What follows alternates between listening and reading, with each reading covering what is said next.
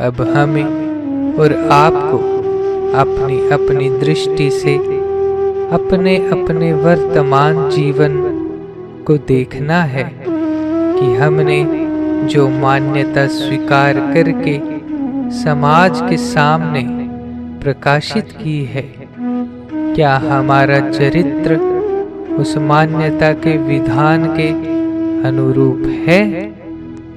आज तक किसी ने अपने को समाज के सामने यह प्रकाशित नहीं किया है कि मैं दुराचारी हूँ, चोर हूँ, झूठा हूँ, बेईमान हूँ। तो फिर इन दोषों के दर्शन हमारे जीवन से समाज को कैसे हुए?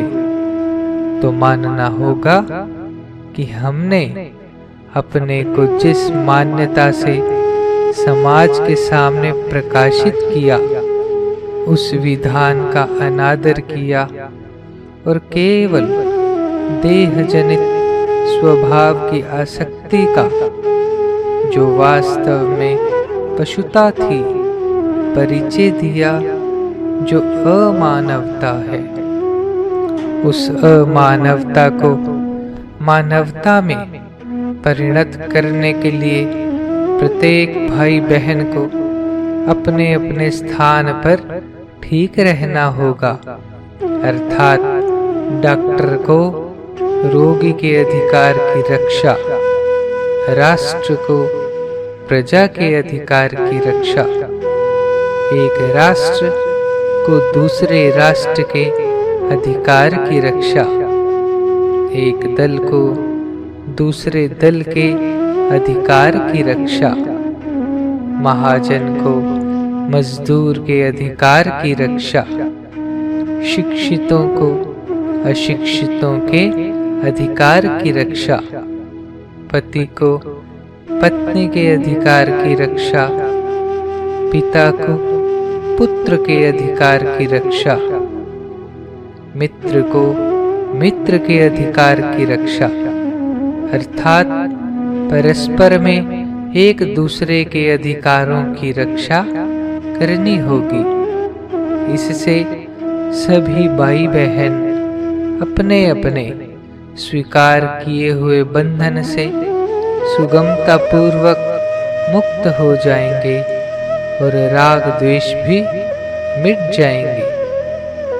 हाँ, एक बात विचारणीय है कि भौतिकवादी अपने कर्तव्य का पालन विश्व प्रेम की भावना से, अध्यात्मवादी सर्वात्म भाव से और आस्तिकवादी भागवत भाव से प्रेरित होकर करेगा। यह नियम है कि जिस भाव से प्रेरित होकर जो प्रवृत्ति की जाती है, कर्ता उसी भाव में विलीन होकर अपने लक्ष्य से अभिन्न हो जाता है। इससे यह सिद्ध हुआ कि भौतिकवादी सारे विश्व के साथ एकता स्वीकार कर स्वार्थ भाव से सुगमता पूर्वक मुक्त हो जाएगा और उसका जीवन सर्वहितकारी भावना से भर जाएगा। अध्यात्मवादी सभी को अपना स्वरूप जानकर सभी के अधिकार की रक्षा करेगा। उसका परिणाम यह होगा कि वह सभी को अपने में और अपने को सभी में अनुभव कर कृतकृत्य हो जाएगा और आस्तिकवादी का अहम भाव प्रेमास्पद की प्रीति बनकर प्रेमास्पद से अभिन्न हो जाएगा। यदि निष्पक्ष भाव से विचार किया जाए तो सभी की मान्यता में भेद होने पर भी वास्तविकता में कोई भेद नहीं रहेगा, कारण कि विश्व प्रेम भी प्रेम है, आत्मरति भी प्रेम है और प्रभु प्रेम भी प्रेम है। अतः यह निर्विवाद सिद्ध हो जाता है कि प्रेम से परिपूर्ण जीवन ही मानवता है, जो सभी को अभीष्ट है।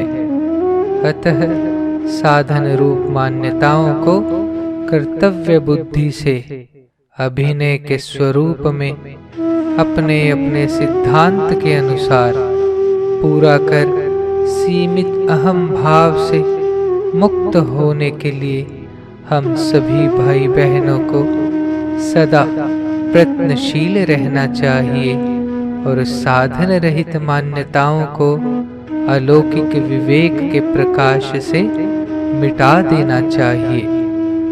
परस्पर मान्यताओं के भेद होने पर भी प्रीति भेद तथा लक्ष्य भेद नहीं होना चाहिए। योग्यता भेद होने के कारण कर्म भेद, विचारों का भेद, संप्रदायों का भेद भले ही बना रहे, पर प्रीति स्वरूप जो मानवता है उसका भेद नहीं होना चाहिए, क्योंकि मानव मात्र में मानवता एक है।